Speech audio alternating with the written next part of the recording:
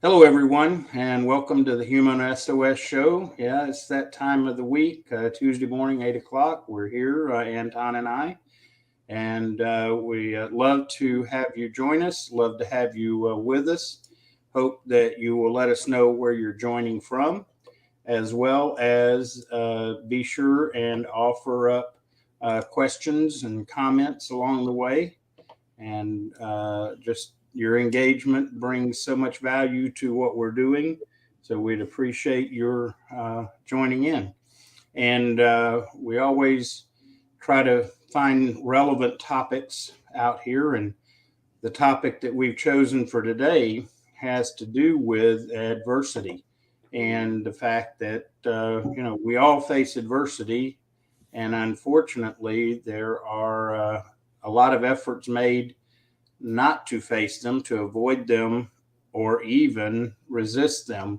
And one of the concerns is that trying to resist an inevitability is not healthy for us. In fact, contention is that we create unnecessary stress in our lives by resisting these inevitabilities.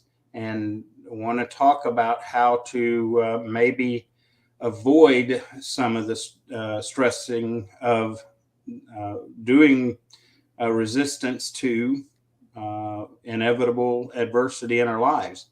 And so we want to talk that through today. Anton, what are your thoughts when mention the idea of resisting adversity?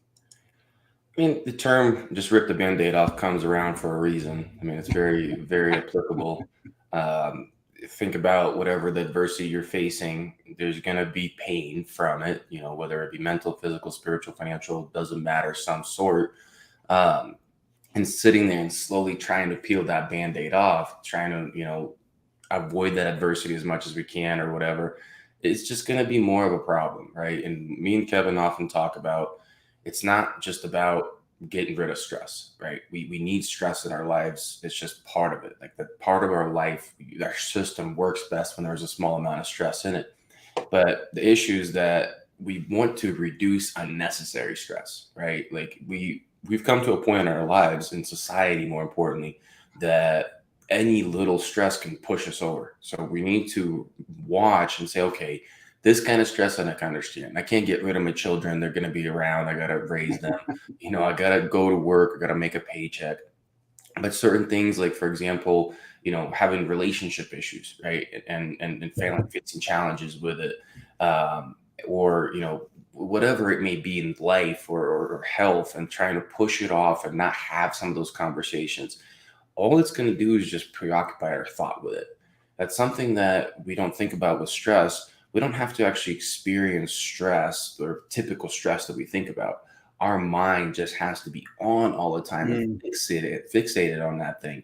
And the body's going to experience the same thing as if it was, running from a lion at all times, right? Like typical stress that we grew up with, those early human beings. So it's just one of those things that, yes, we do need to rip the band-aid off, because otherwise, you're going to sit there and just mull on that thought or that fear or that anxiety. And over time, it's just going to get worse, because how many times in our lives did we get to a point where we faced the challenge, we walked past it, and we're like, that wasn't that bad. Like that wasn't what I've built it up to be, right? Because that's what our mind will do. It'll build up to into something that it really isn't. It'll just make a really big, scary thing.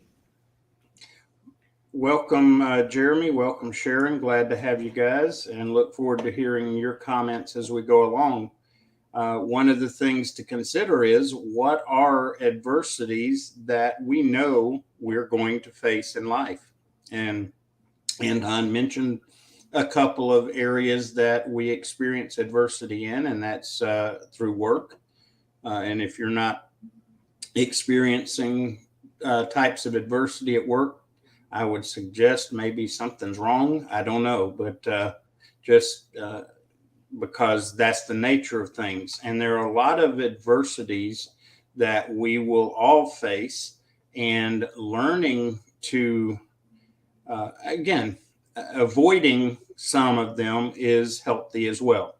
I'm not talking about just go look for adversity to somehow feel like you're doing something effective or whatever, uh, but avoiding all adversity, which has become a common practice in a lot of our cultures, is the unhealthy part. And knowing that we can't avoid all these adversities, then what happens is when we're forced to face them or acknowledge them, and we then start resisting. Well, it's unfair, shouldn't happen, and so on. And we then are setting ourselves up for other issues. And one of the obvious one, and I hope this isn't viewed as a negative thought, but ultimately we're all facing death. It's a reality as part of life. And we spend a lot of energy and effort avoiding, not only avoiding death, but avoiding even considering it and dealing with it.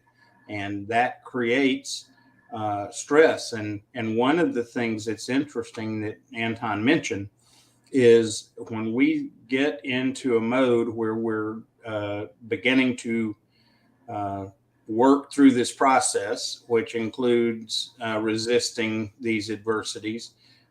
Part of the problem is that it gets, whether we face up to it and directly deal with it, it's going to ruminate in our mind. And that's a breeding ground for so much fear, anxiety, a lot of different emotional pieces, including if we're carrying any emotional baggage that we haven't dealt with, and even spiritual implications. And what happens is that our mind, Anton may be able to explain why this is, but our mind goes to a place many times and builds this, if you will, monster that we think this adversity is going to be. And what we need to realize is that the longer we resist it, chances are the bigger the monster is going to be, because that's just the way our mind deals with it. And that alone is good reason not to resist these adversities that come into our lives. Anton, what do you think causes this process in our mind where the saying I like is we turn lizards into dragons when we face stuff like this? Yeah, it's fear is driven by our emotional brain, not our logical brain, right? Not prefrontal cortex, but our limbic system. And when it becomes overactive, because we're fixated on avoiding this adversity, or we're afraid to face it, whatever it may be, it doesn't just impact that one area. It's not like that primitive system turns on just thinking about that one thing. Everything else becomes under pressure from that system. You become more reactive as a person. You are just more fearful in general. Like resilience becomes less. You become irritable. I mean, you name it, the list of symptoms goes on and on and on. And it's all because we get overactive in that earlier primitive brain. So it's definitely, adversities are bad, but at the same time, I would say without adversities, we'd never grow. Like you have to have adversity to grow. You have to have something that stretches you, whether it be physically, like a workout, you're lifting a heavier weight. If you don't lift a weight heavy enough and you're just going through the motion, you're going to get minimal results. It's a very good analogy to life. If you don't keep facing challenges and don't keep overcoming them, you are going to stay relatively the same. And if you stay relatively the same now, as you were when you were a kid, not going to get very far in life, right? And that's the thing that I worry about children these days, and I don't know, maybe it's always been like that, maybe just my perception, but I feel like we're babying our kids. Like I feel like we're just keeping them out of trouble. And me and my girlfriend had a conversation about this. Very different parents. She's an amazing mom. We're just different, right? And her words is keep them out of danger, keep them out of bad situations, so they don't have to suffer, right? They don't have to face some of the challenges in life. Keep them kids as long as they can. But I go, well, pretty soon we are not going to be around as parents all the time to protect them, to make sure that they're not hurt, to make sure that they can withstand whatever challenges thrown their way. And if we haven't had them face small challenges along the way, those challenges are going to break them. So it's that long-term view of like, yeah, I know they're suffering a little bit, right? They're having to go face a challenge. Like, it's little stuff, it's silly things. Like with my daughter, I noticed she struggles at asking for things, right? Like, and I think that probably is a typical thing with young kids. I feel like I'm seeing it more and more. Just simple stuff. Like, she'll go in a roundabout conversation without actually asking. She's showing that she wants something, but she won't ask. So what does mean old dad do? And it's like, her name's Scarlett. I'm like, look, Scarlett, like you need to ask what you need to ask, or you're never gonna get it. Like, and having her overcome that. Like, I'm making her go and order her own food. Like, I'll be parked right in front of the restaurant, and I'll send her into Subway. She often goes there, and I'm like, okay, go order your food. First time, she was so afraid. She was, petrified to go do it. And I'm like, baby, I'm just right here. Take my credit card, my debit card. She knows my PIN, and then just run in there and do what you got to do. Well, the point of that is that the first time she came in, she was scared to go in, but then she faced it and she went in there. Well, what came out of that was a proud kid, somebody that felt like, yes, I can do this. And that opens up her mind into so many other things that she may be afraid to face. And having overcome that, maybe she can face those things better. So that's where I'm at least with children. Yeah, and you hit on something that's really key, is that this effort in resisting and avoiding adversity does create problems for our kids. And frankly, it's part of the reason that we have so many uh, young people, and even not so young anymore, because this has been going on for a while, that have been overprotected, that when they are forced to face these adversities in life, and again, they're inevitable, what happens is they get crushed by it. And as a result, we see a lot of mental and emotional damage and anguish that occurs unnecessarily because they weren't prepared. They had been protected from life's adversities for so long. When it happens, it doesn't just uh, create a minor problem, it creates devastation. And to a point that we see young people quickly lose hope. And unfortunately, a byproduct of that is the rise of suicide among teenagers. It's because they have not been allowed to face these adversities. And as a result, especially if they are moving out from under mom and dad's uh, control and influence, and this hits them, boy, they just don't know what to do. And we see this even into 20s and even 30s, this sort of thing occurring. And it's tied back to this effort to resist and avoid these adversities, not just for ourselves, but for our children and even grandchildren now. And it's a real issue. Um, I was trying to think of some of the other adversities that we're going to face in life. Well, another one, something that, of course, at this stage in life for me, that I'm keenly aware of, is growing older. uh, it's an adversity that we must face, and because I know it's hard to believe, but I don't quite behave and perform as well as I used to physically. As much as I try to keep myself in good shape, I'm becoming limited. In fact, it was funny, the other last week we did some work in the yard, and I had not run a rototiller in a long time. So I was operating this rototiller for probably 2 hours. And the next day or two, my every muscle in my upper body, even some lower body, was yelling at me, "What have you done?" And I had been avoiding the adversity of operating that tiller for a long time. And when it happened, um, muscular soreness that I had not experienced, even down to my hands. And that's really unusual for me because I've worked with my hands for all my life. So avoiding these challenging adversities can be a real problem. Welcome, Karen. Appreciate you being here. You got a thought there, Anton? Yeah, the term bend but don't break, right? Like I think that when we face adversities on a regular, when kids are pushed a little bit to face those, they learn to bend. They learn to bend, and then the more you do it, the more you can bend without snapping, right?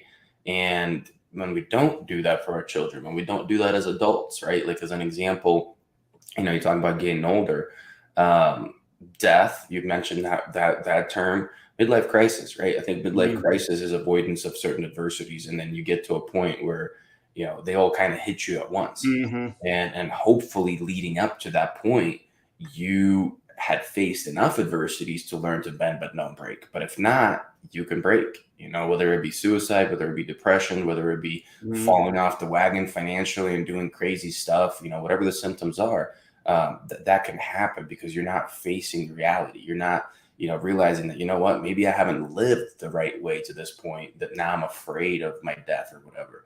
Honestly, for me, I'm getting closer to the edge age where that's going to start happening or potentially to start happening. And, my solution of facing it is improving my faith, improving my relationship with Christ.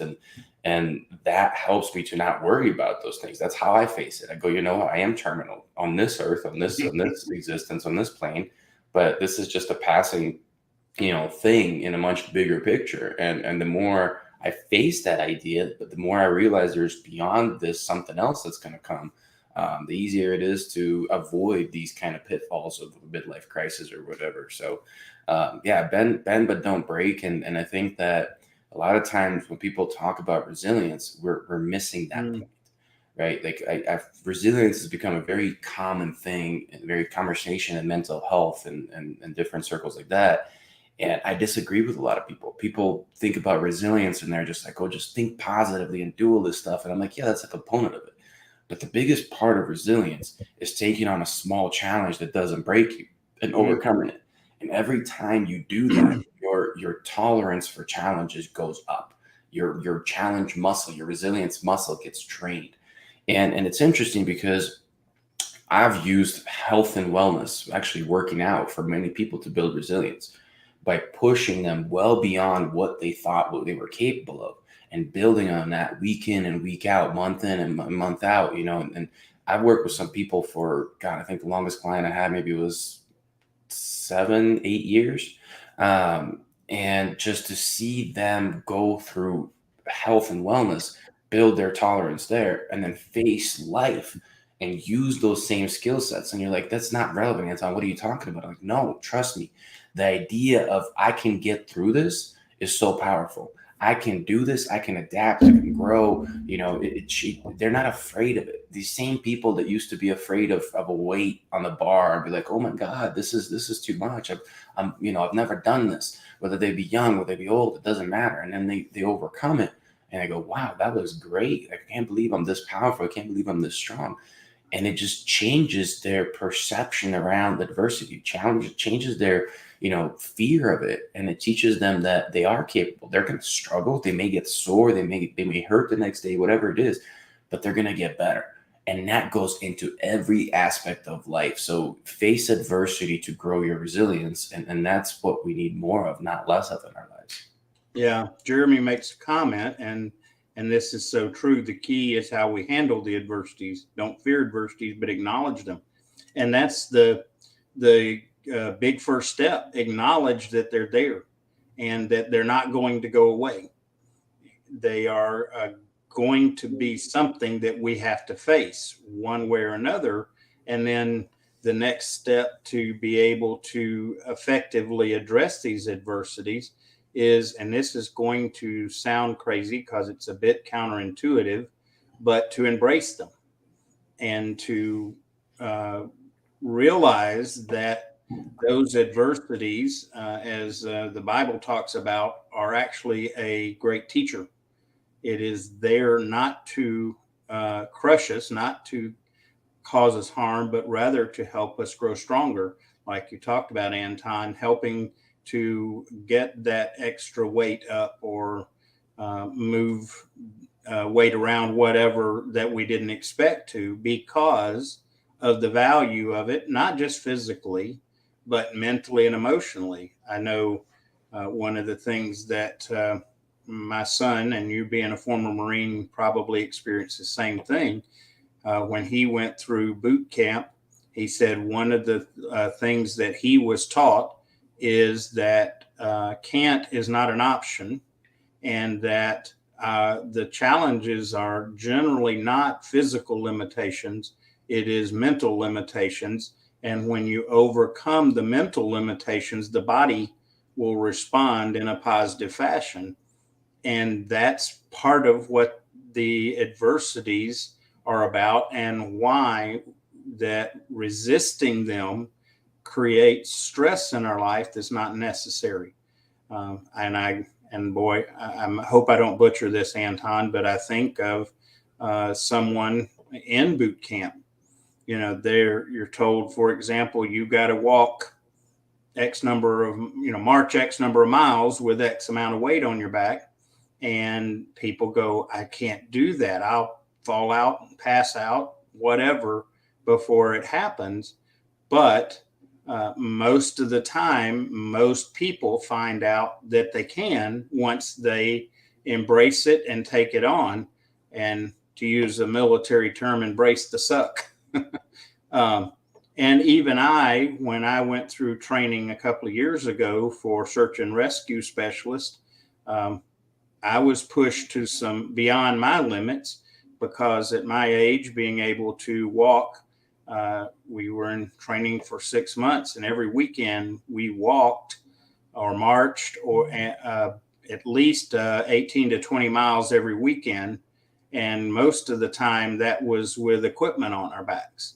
And, for a long time, I avoided this training because I thought, well, that's just not me. But once I stepped into it, embraced it, and said, okay, the worst that can happen is I fail. And at that point, there's no shame in that. The fact that I make the choice to move forward and step out and take the chance is pretty good stuff. And even if I fail, I still gained a resilience, because I know that I can do more than what I thought, and proved it. So, yeah, we again, resisting these adversities just creates so much challenge for us. And if we're successful in resisting and avoiding all these adversities, up to a point, it's going to cause us a greater problem when we are finally forced to deal with it. Another adversity, we need to know that we are likely, in our work world, likely to lose a job. Okay? And not just change jobs, but lose a job, get fired, get laid off. And when we face that and we don't embrace it and deal with it, the results, again, are devastating. We've seen it. I mean, we watched during the pandemic people losing their jobs. And not only did they lose their job and their source of income, but mentally and emotionally, they just are devastated. Is it fair to say the levels of depression and mental anxieties, mental problems coming out of the pandemic are at a huge level? We don't even know, man. I mean, you're right. I think the magnitude of it, we haven't come to realize yet. And it's not a singular thing. It's culmination of many different things. And ultimately, I was just talking to my girlfriend again about this. We're burnt out. We're all so burnt out as people. And, we don't understand burnout. Like, when it comes down to truly understanding what it does to our body, we don't get it. We don't understand how those symptoms happen, and depression and all those things. That's a sign. Like, that's one of the biggest things that burnout does. It just makes you not act, makes you not want to change your environment, makes you want to run from adversity, right? When you're burned out, you just don't have the energy to face it. Not are you looking through it, looking at it from a poor mental lens because everything else has kind of become negative. You are just incapable of taking another step forward. That's what it feels like, because you got a mountain on your shoulders at all times that never comes off, right? And that's why we talk about this so much and so passionately about living sustainably, and human sustainability is such a big deal. If you don't follow Human SOS, by the way, guys, go ahead and follow hashtag Human SOS. Quick plug, because me and Kevin are trying to build this movement. I would love to see people start to use the hashtag themselves, not just us, right? Like when you create a movement, I remember when, God, was this 2018? It was like, we had a bunch of challenges happen, like the hashtags, like, something in 10 days. I'm sure you probably remember. Oh, yeah. Better 10, than I 10 do. days, 10 tips. And Yeah, something like that. right. But that became a movement, right? And everybody posted a different thing. And it came and it went and it was great. But like, what was really the impact? Some education for some people, sure. But let's follow a hashtag that builds a movement, something that makes people aware and they're reminded, I have to live sustainably. I have to face these challenges. I have to, take care of my body, my mind, and my spirit in order to be able to face these challenges better. So use the hashtag Human SOS, follow it, and we'll try to engage with your content whenever you post it. So it could be a conversation. But yeah, it's gonna definitely take a movement. But to Jeremy's second point of acknowledging, adversities, how we go about, same comment from before, how we go about acknowledging, what are we saying to ourselves when we're acknowledging that adversity, right? Our perception of the stress that we're facing is half the battle of how our body's going to respond to it, right? If we're coming in and going, oh my God, I can't believe this is happening to me, and unfortunately taking a little bit of a victim mindset, right? It's even talking like this today is unacceptable, right? Like there's a stigma against it. Oh, how dare you call somebody a victim? They have a lot on their plate. Sure, it's true. It's not inaccurate. But the reality is, if you're going to come out and say poor me the whole time, you're going to feel the pain of whatever you're facing significantly more than if you're coming out and saying, you know what, this sucks, but I'm going to get through it because I'm strong, because I'm resilient, because I've done it before, because I've overcome maybe similar things before, or just because I've had so much, excuse my French, but crap in my life and it hasn't brought me down, it hasn't broken me, this won't either. Right? Two very different ways of looking at the same thing. The reality is your body is going to respond in turn. One is going to be empowered, one is going to be resilient, and the other one is going to be beat down and depressed. So acknowledge it in the right way. And another, I just can't not put it in there, but about God. God will not give us something that we can't handle, right? We may not realize that we can handle it yet, but we will, and we'll come out on the other side. And just those kind of thoughts, those kind of acknowledgments will go a long way, when you're facing adversity. Well, and the value of adversity is for us to truly find out our capability. And if we never test it, if we're never challenged and face those adversities and deal with them, we'll never understand our capabilities. And for me, that's really sad, because my whole vision in life is to help people find, understand, and begin to reach their potential. And the only way to get to your potential is to go through experiences to see what your potential is. And when we resist and avoid them, we lose that insight and perspective. Jeremy makes another comment. Jeremy's on a roll today. He says, majority of the time, if we nip adversities early, it tends to be easier to overcome them, overcome the adversities. See, that's such a key. And a lot of times we miss that point. By resisting, most times we make that adversity worse, because the more we resist it, the more we push it away. Other circumstances can factor into it to a point that we have added additional problems to what is going on by resisting and waiting and pushing it off and avoiding it and all of those various terms. Whereas if we learn to face it head on and embrace it and learn what we can from it and gain that resilience. The learn how to see our potential and realize that we are more capable than we allow ourselves to be. And because, again, go back to what my son shared, can't. Can't's not a good, healthy word. And please understand, you have to understand our limits. I recognize that. For example, I know that I can't be a musician. I've come to terms with that. But that doesn't mean that I don't enjoy music or anything like that, not threatened by it. But the end of the day, it's a limitation. But most of the time, I try to approach things with the understanding that if this is something that I need to deal with, something that I need to face, that I have through by going through adversities now, I recognize that, I probably can. It's a matter of going through it.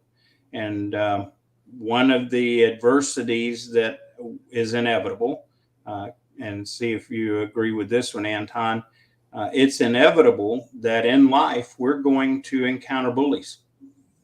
Most of the time, it starts in our childhood. And the longer that we resist and avoid dealing with those types of people, the worse it's going to be for us because, just for the record, bullies exist at all levels and ages in life. And you will face them one way or another. And if you're not prepared to face them and deal with it in a healthy fashion, again, the results can be, first of all, the stress amounts are insane because when you encounter somebody like that in a work environment, it makes it even harder. And by not facing that adversity and learning how to deal with it and become resilient, we're just compounding our problems the longer we put those off. And there are healthy ways to deal with those relationships. And by the way, as much, I don't like bullying and I will defend someone being bullied to the nth degree.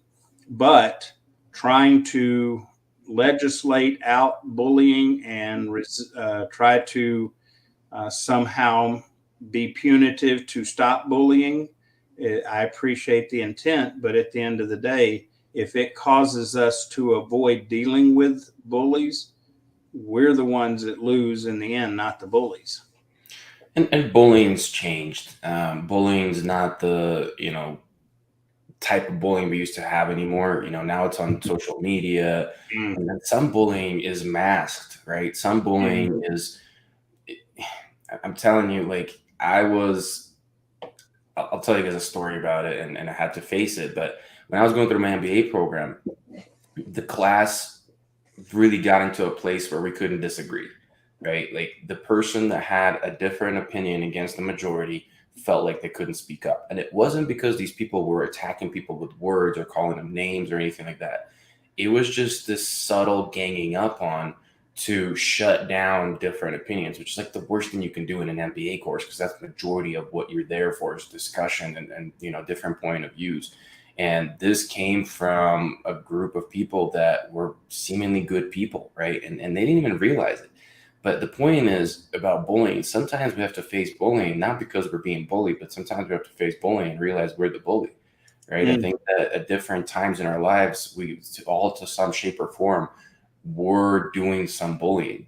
Comes out of place of fear, comes a place of insecurity usually, and we have to face that. Otherwise, it's just gonna get bad. But I want to combine Sharon's comments, and it follows up on needing to face something sooner versus dragging it out, right? So she's in a situation now with the husband being very ill, and the doctor is not cooperating. First, I panicked and was scared. Then I said to myself, it's time to stand up and do what's necessary to help my husband, even if it's standing up to the heart doctor, which I finally did. I was proud of myself that I did it. That's awesome, Sharon. Way to go and do that. That's tough, right? Like somebody that's a medical professional, somebody that has seemingly all the power in a situation, That is not easy to go into that and stand up to them, but it's great that you did. And the point is, like, a lot of times we don't have these conversations and it just eats at us, eats at us, eats at us. And instead of having a constructive, productive conversation, we end up blowing up on those people and really just making a bad situation worse, because now we ruin a relationship. Now things are way more tense and nothing really was done. So intentionally approaching that conversation versus reactively approaching that conversation is a really big difference. And again, it illustrates what Jeremy was talking about as well.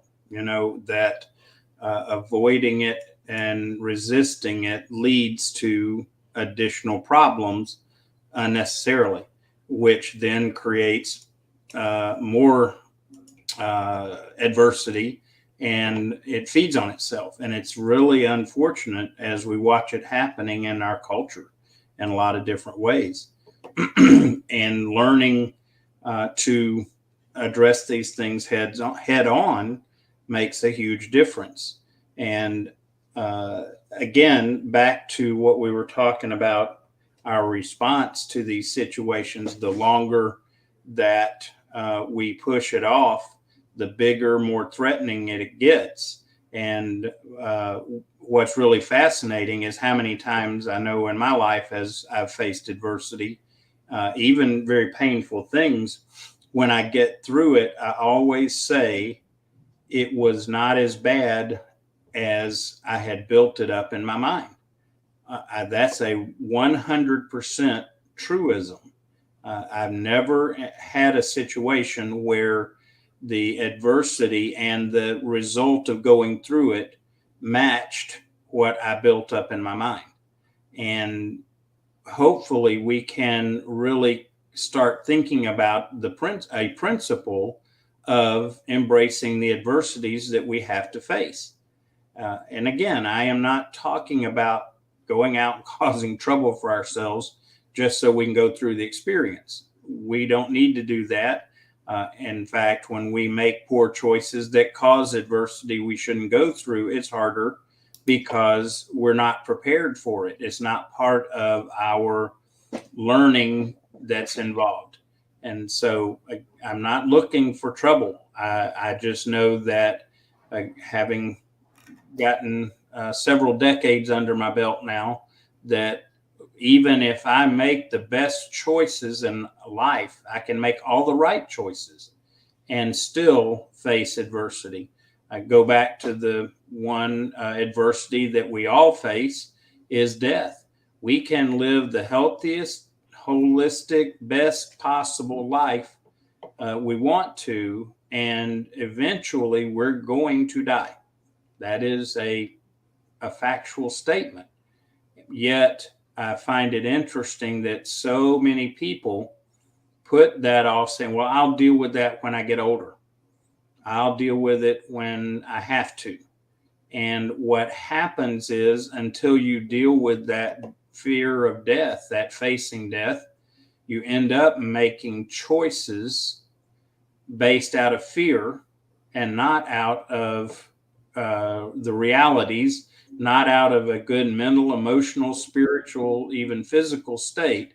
And then those fears drive other problems as a result. Again, part of what we are seeing, and I think a big thing, a big takeaway that we have an opportunity to learn from is our collective reaction to the pandemic. A lot of what drove people's behaviors and attitudes and everything else was we collectively were forced to consider that there is something out there, and in this case, a virus that could cause us to die prematurely. And I think that's why we saw, and still see a lot of results from that, is because there's still a lot of people aren't facing this inevitability and embracing that it's going to happen and dealing with it in a proactive way. And that's one of the keys, is to face the inevitable and to begin to address it. If we know for a fact, recent event, the hurricane that went through Florida. The people that recognize that that is likely inevitable for them and prepared, the damage to their property was lessened because they were proactive and they faced it and addressed that best they can. The people that said, well, it might not hit my place, or, it will be okay, I'll just let things ride. A lot of those people that were in the eye of this storm were devastated again. So just really, really facing those issues head on and recognizing them and being proactive makes a huge difference in the outcomes ultimately.